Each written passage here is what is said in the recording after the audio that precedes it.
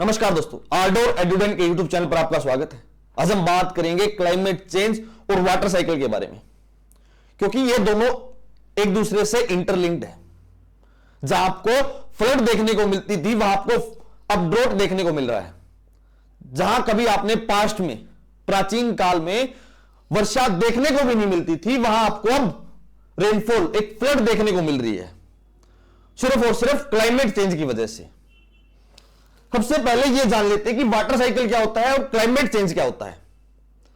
जब हम water cycle की बात करते हैं तो किसी भी वाटर बॉडी से जो पानी है भाप की फॉर्म में ऊपर उठता रहता है, जिसको हम इवेपोरेशन बोलते हैं।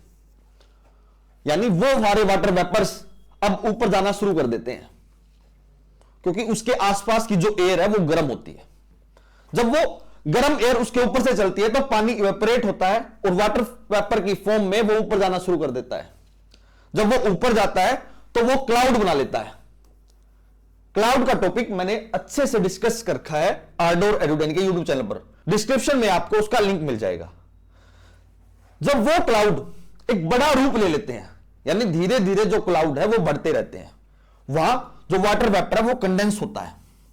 जो हाइग्रोस्कोपिक न्यूक्लियाई होता है, वो छोटा सा पार्टिकल जिसके जो अराउंड वाटर वेपर या फिर वो आइस क्रिस्टल फॉर्म, वो वाटर वेपर से ही बनी है, जिसके अराउंड वो जाकर बैठ जाती है, इकट्ठा हो जाती है।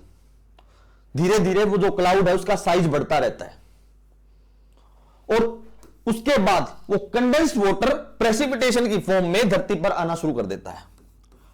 और वो प्रेसिपिटेशन किसी भी फॉर्म का हो सकता है, वाटर की फॉर्म का हो सकता है जिसको हम रेनफॉल कह देते हैं, या फिर स्नोफॉल हो सकता है, या फिर हेल स्टॉर्म हो सकता है।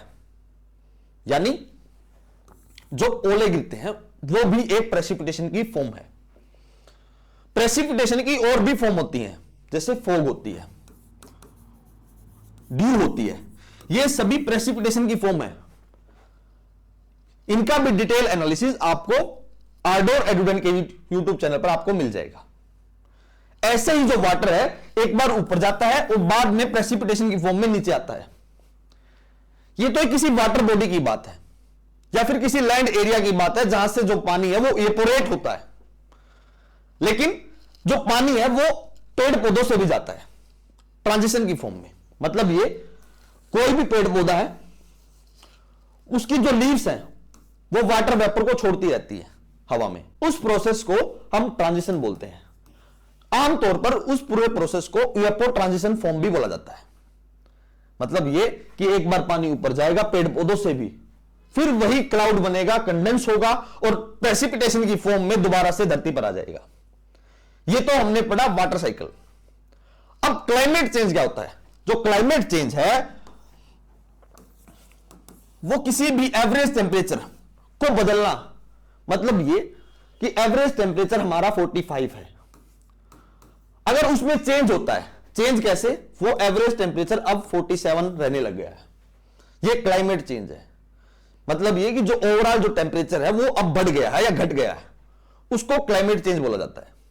अब क्लाइमेट चेंज वाटर साइकिल को कैसे इफेक्ट करता है, जो हमारा आर्टिकल है इंडियन एक्सप्रेस का, इसके ऊपर डिटेल एनालिसिस करते हैं। Water cycle and how climate change impact it, कैसे इसको इंपैक्ट करता है। क्योंकि बहुत सारे देशों में, जैसे चेक रिपब्लिक है, जहां वर्षा आमतौर पर नॉर्मल होती थी, वहां आपको फ्लड देखने को मिलती है। उसका जो एग्जांपल ये भी है थार डेजर्ट। जो थार डेजर्ट है वहां वर्षा आमतौर पर देखने को नहीं मिलती। अगर देखने को मिलती है तो उसकी जो सेंटीमीटर है वो सिर्फ 25 सेंटीमीटर है। लेकिन 2024 में जो रेनफॉल है वो ज्यादा हुई है। लेकिन जब हरियाणा की हम बात करते हैं, हरियाणा पंजाब की बात करते हैं, तो वहां एवरेज रेनफॉल 75 थी।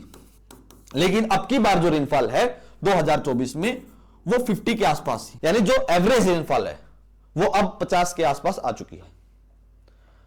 इसी वजह से आज हम क्लाइमेट चेंज और वाटर साइकिल के बारे में बात करें। मतलब ये कि 2024 में ग्लोबल वाटर मॉनिटर रिपोर्ट आई एक, और वहां यह बताया गया क्लाइमेट चेंज वाटर साइकिल को इफेक्ट कर रहा है।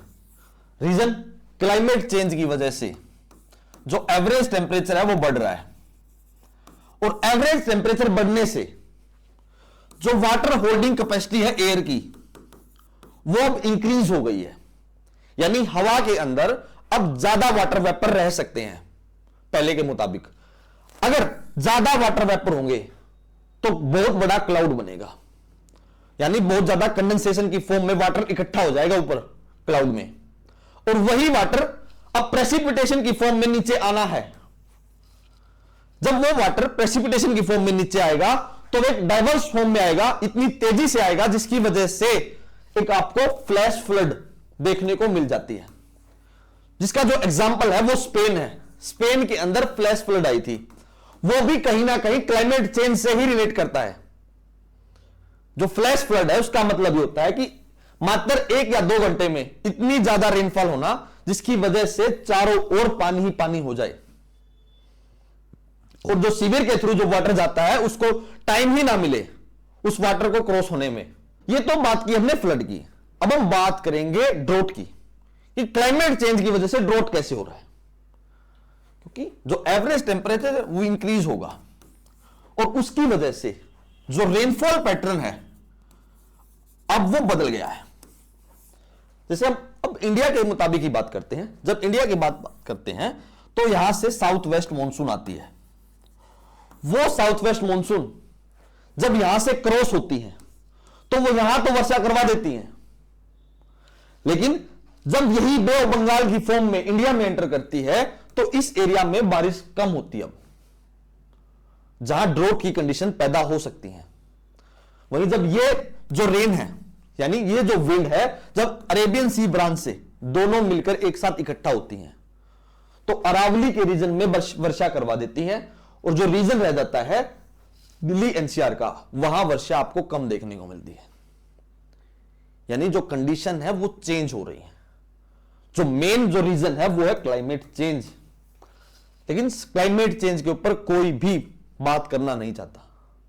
अगर बात करना चाहते हैं तो उस पर कोई भी इंप्लीमेंटेशन के तौर पर काम नहीं करना चाहता। UNFCCC, United nation framework convention for climate change, एक ऐसी बॉडी है जो सिर्फ क्लाइमेट चेंज के लिए काम करती है, लेकिन इसका जो एंड रिजल्ट है वो आज तक नहीं निकल पाया। जो डेवलप्ड नेशन है वो ये कहते हैं कि जो क्लाइमेट चेंज में इंडिया और चाइना, ये दो जो कंट्री हैं बहुत ज्यादा कंट्रीब्यूशन करती हैं, वहीं जो डेवलप्ड नेशन है वो पैसा देने से मना कर देते हैं कि हम क्लाइमेट चेंज के नाम पर आपको पैसा नहीं देंगे। ये जो फ्लैश फ्लड और ड्रोट की जो कंडीशन है ये इनिशियल स्टेज है। अगर क्लाइमेट चेंज ऐसे ही बढ़ता रहा, जैसे मुताबिक माना गया है कि जो एवरेज टेम्परेचर 2.7 डिग्री इतना टेम्परेचर इंक्रीज होने वाला है इस सेंचुरी के लास्ट तक। अगर इतना टेम्परेचर इंक्रीज होगा तो जो वाटर साइकिल है वो इंटेंस से बढ़ जाएगा, यानी जो उसकी स्पीड है वो बढ़ेगी। जो वाटर है वो तेजी से ऊपर जाएगा और तेजी से नीचे आएगा। पिछले कुछ डिकेड्स में जो वाटर साइकिल की जो स्पीड है वो लगभग 7% से इंक्रीज हुई है, जो अब से पहले सिर्फ और सिर्फ 2 और 4% से इंक्रीज हुआ था।